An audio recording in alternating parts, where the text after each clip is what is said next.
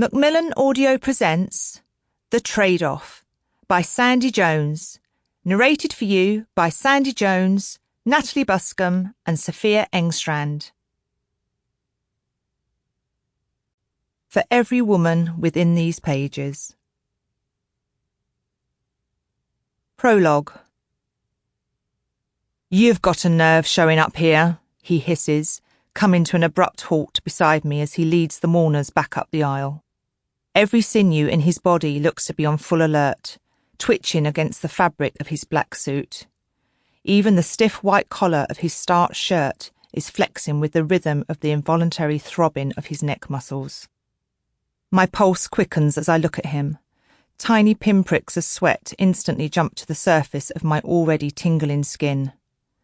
I'd naively believed I could attend and leave unnoticed, pay my respects and go. Or, at the very least, get out of the church before he realised there was a traitor in their midst. But I should have known I wouldn't get away with it. I don't deserve to. My eyes smart as I look at the laughing photo atop the coffin, my ears unable to drown out the poignant words of Bette Midler as she sings about the wind beneath her wings.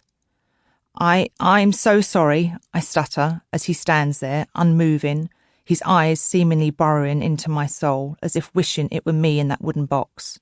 "Get out," he barks. "If I ever see you again, I swear I'll—" He launches himself towards me and I flinch, instinctively holding my plastered arm across my broken ribs protectively. But just before he reaches me, someone pulls him back. "Leave it," says the woman. "You'll get your chance, but now is not the time or place." He sucks in the raging spittle from his lips, but his eyes stay focused. It's only when I follow his manic glare that I realise he's talking to the person standing right behind me. Chapter 1. Jess. "So, what would you bring to the Globe?" The revered editor of the country's top-selling newspaper is perched on the edge of his desk, making himself at least 2 feet taller than me as I sit before him. I've got lots of ideas," I say, desperate for saliva to moisten my mouth. "I'm a team player, my research skills are exemplary, and I'm eager to learn." He exaggerates a yawn. "Boring." I shift in my chair, fearing I've blown the only chance I'll ever get to learn from the best. He looks at me with even less interest than 10 seconds ago. "That's what every kid who comes through that door says.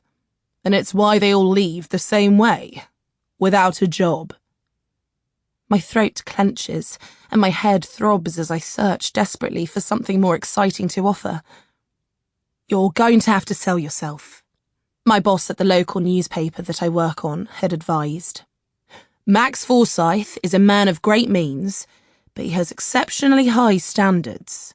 That's why I've recommended you for the position, as much as it will pain me to lose you." "Well, I must be exactly what you want, otherwise I wouldn't have got this far," I say to Mr. Forsyth, squirming in my seat. He looks at me with an amused expression, his interest piqued. "And what is it that I want?" he asks. "Me," I say resolutely, whilst trying to quash the colour that I can feel flooding my cheeks. "You must have approached the Essex Gazette for a reason. A million junior reporters would kill for this opportunity if you'd advertised it, but you didn't. Why not?" My ears grow hot as I pretend to be the person I think he wants. Assertive, driven, hungry, not afraid to step out of my comfort zone. "I need someone I can trust," he says, getting up and walking round to his side of the desk. "And your editor seems to think I can trust you."